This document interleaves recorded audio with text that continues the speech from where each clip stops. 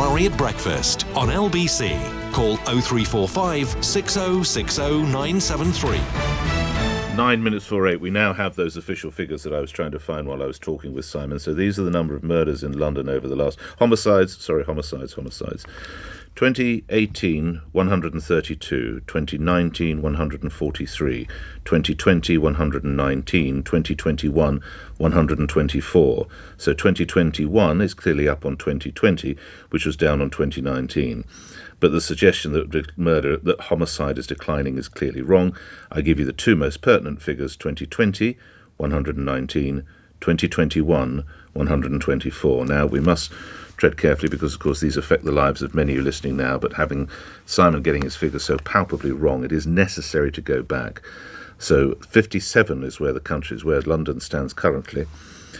And that does not look good, really, against 124 for last year, which was up on the preceding year some 5. So the suggestion that it is declining is clearly absolutely wrong, and he needs to get those figures correct. Should we move to other matters and celebrate something? Because it would appear Britain is the first country to approve the bivalent, if I'm saying this right, this new vaccine known as, here we go, Spikevax Bivalent Original, or Omicron, giving a green light to use as a booster for people of a certain age group. Its design is to target 2 different forms of COVID, and it should be in place as part of the autumn booster programme. Details now from Conservative MP, Vaccines and Public Health Minister Maggie Throup, who joins us. In layman's terms, Minister, what does this jab actually do then? Good morning.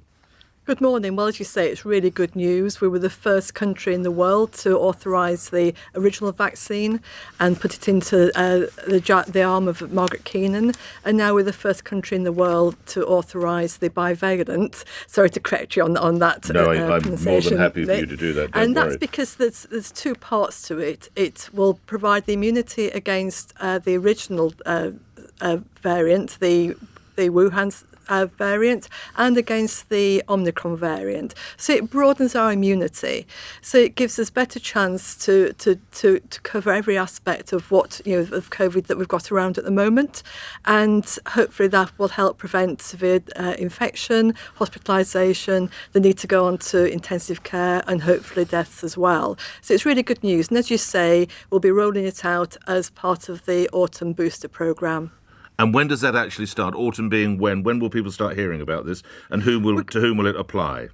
Yeah, we're going to start rolling it out early September, and we will, as in the other programmes, we'll be starting with those most at risk first. So that's the elderly and those who have got certain clinical conditions.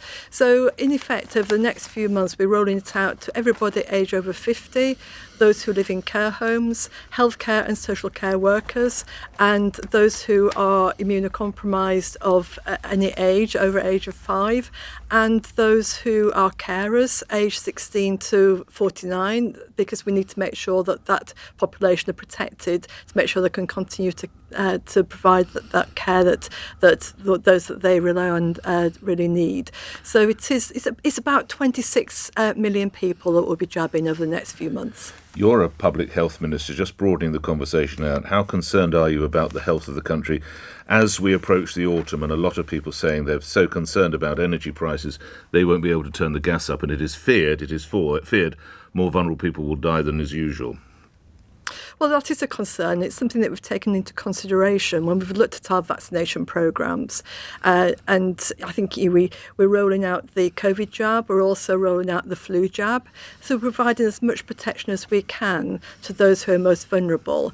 And where possible, we'll be what we call co-administrating the flu and the COVID jab, so people can have both jabs at one go.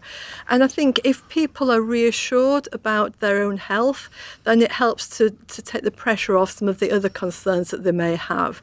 And yes, you're right, people who perhaps don't heat their homes as much will be more vulnerable, and that's why, as I say, we're putting that ring of protection around the most vulnerable with our vaccine programme. Lastly, I note, well, it says here you are supporting Rishi Sunak to be the next leader of the Conservative Party. Is that still... you're a bit of a lonely band now, aren't you? Because I know that Robert Buckland and now Chris Skidmore and also Alan Cairns, the former Cabinet Minister, have all changed sides. Why are you keeping the faith?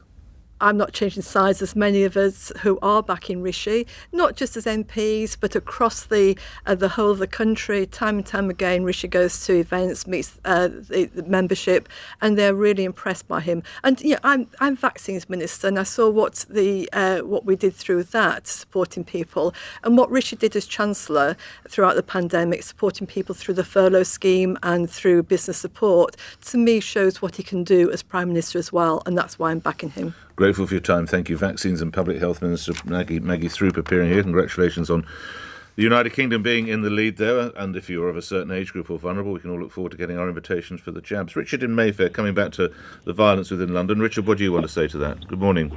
Nick, hello. Good morning to Hello. you. Yes, I work between Mayfair and the city. I live just outside of Reading. I've worked here for 23 years, and Yes. the gentleman that came